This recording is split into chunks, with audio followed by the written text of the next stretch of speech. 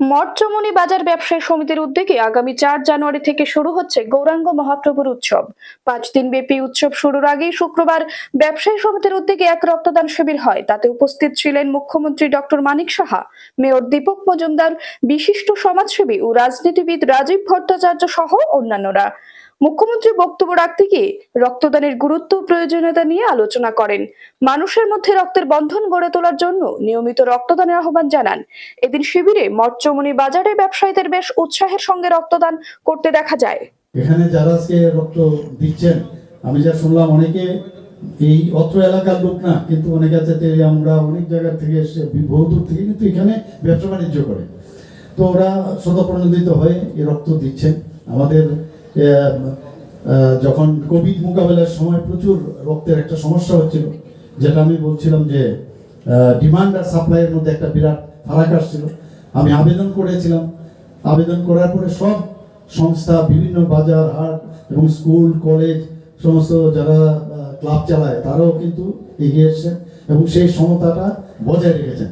এখন আমাদের এখানে কিন্তু আমরা জানি যে পপুলেশনের 1% রক্ত আমাদের যে ব্লাড ব্যাংক সেখানে রাখতে হবে, অর্থাৎ 40 লক্ষ যদি আমাদের লোক সংখ্যা হয়, 1% হলে 40,000 মিনিমাম আমাদের সে ব্লাড কালেকশন করে বিভিন্ন এবি ও এর মধ্যে আবার এবি আছে, আবার ও নেগেটিভ, বি পজিটিভ, নেগেটিভ ও ইয়ে আছে ওএস। তো এই ধরনের রক্ত যখনই আমাদের মজুদ না থাকলে মুশকিল হয়। এবং আমরা জানি যখন রক্তের কখন প্রয়োজন হয়, অ্যানিমিয়া পেশেন্টের মধ্যে রক্তের প্রয়োজন হয়, যারা দুর্ঘটনাজনিত সমস্যা হয় সেখানে মানে আকস্মিক দুর্ঘটনা হয় সেখানে রক্তকরণ হয়, সার্জারি করতে গেলে সেখানে হয়, ক্যান্সার পেশেন্টদের তাদের রক্তের প্রয়োজন হয়। রক্ত সবসময় তার একটা এমন একটা জিনিস যার রক্ত ছাড়া কোনো অবস্থায় মানে মানুষ বাঁচতে পারে না, এবং উপরওয়ালাও এমনভাবে তৈরি করেছে শরীরের মধ্যে যে এটা একটা ভিকেলসের কাজ করে। আমরা জানি যে আরবিসি, ডাব্লিউবিসি, প্লেটলেট, প্লাজমা, আবার এক একটার এক এক রকম উপাদান, মানে তার কাজ। একজন আরবিসি তার অক্সিজেন নিয়ে যায়।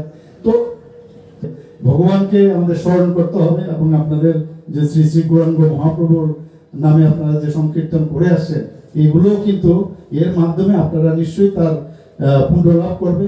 এবং এখানে মডার্নাইজেশনের বিষয়গুলো বলেছেন, নিশ্চয়ই আমরা এগুলো দেখবো আস্তে আস্তে করে। আমরা চাই যে সবাই মানুষ ভালোভাবে থাকুক।